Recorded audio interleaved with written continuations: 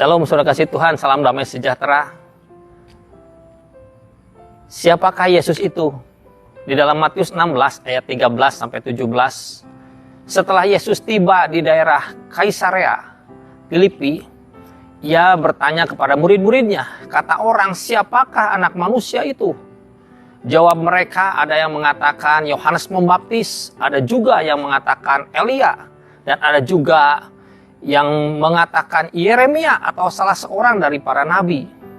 Lalu Yesus bertanya kepada mereka, tetapi apa katamu, siapakah aku ini? Maka jawab Simon Petrus, engkau adalah Mesias, anak Allah yang hidup. Kata Yesus kepadanya, berbahagialah engkau Simon bin Yunus, sebab bukan manusia yang mengatakan itu kepadamu, melainkan Bapa-Ku yang di sorga. Saudara kasih Tuhan, setelah Yesus tiba di daerah Kaisarea ini, lalu ia berdoa seorang diri. Sesudah berdoa, datanglah murid-muridnya. Lalu Yesus bertanya.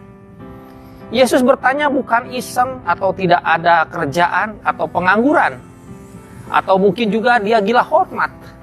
Tetapi apakah ingin dipuji? Tidak juga, saudara kasih Tuhan. Dia ingin melihat dan mendengar pengakuan dari lidah bibir dan iman murid-murid Yesus pada waktu itu. Sampai di mana pengenalan dia akan pribadi Yesus. Yesus bertanya kepada murid-muridnya, menurut kamu siapakah anak manusia itu? Yesus tidak bertanya siapakah anak Allah itu. Dia bertanya dengan rendah hati meskipun dia tahu jawabannya.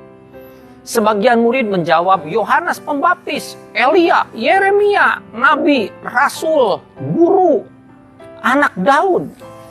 Petrus dengan lantang dia menjawab, engkau adalah Mesias, anak Allah yang hidup.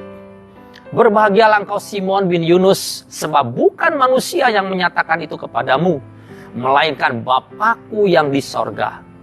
Banyak orang dan murid-murid mempunyai pandangan yang berbeda, tidak satu sama lain. Itu memperlihatkan dan bagaimana dia memiliki kadar atau bobot kapasitas iman mereka.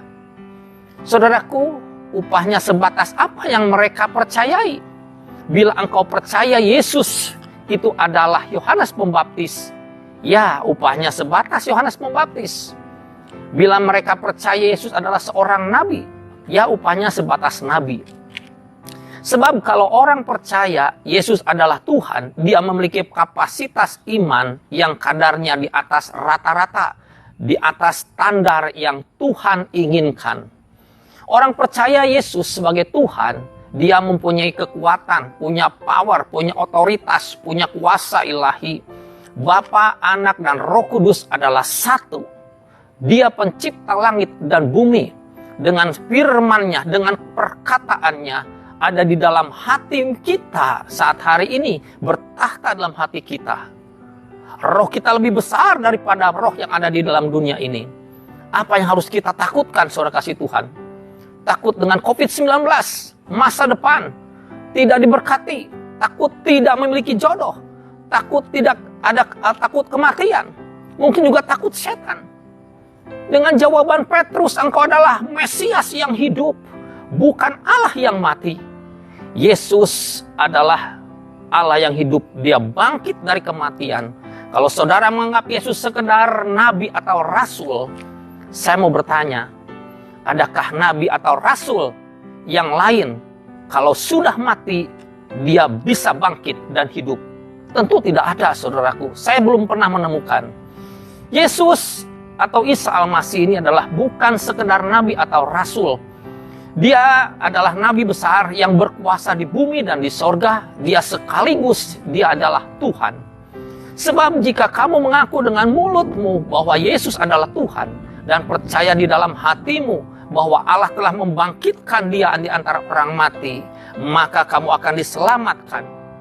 Karena dengan hati orang percaya dan dibenarkan, dengan mulut orang mengaku dan diselamatkan. Siapakah pendusta itu? Bukankah dia yang menyangkal bahwa Yesus adalah Kristus? Dia itu adalah roh antikris, yaitu dia yang menyangkal baik Bapa maupun Anak. Dan keselamatan tidak ada di dalam siapapun juga selain di dalam dia. Sebab di bawah kolong langit ini Tidak ada nama lain yang dapat diberikan kepada manusia yang olehnya kita dapat diselamatkan. Saudara kasih Tuhan, firman itu dekat kepadamu. Yakin di dalam mulutmu, di dalam hatimu. Itulah firman iman yang diberitakan.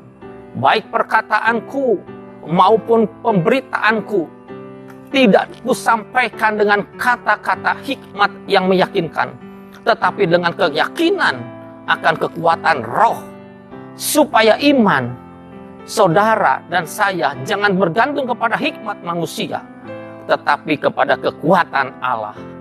Haleluya.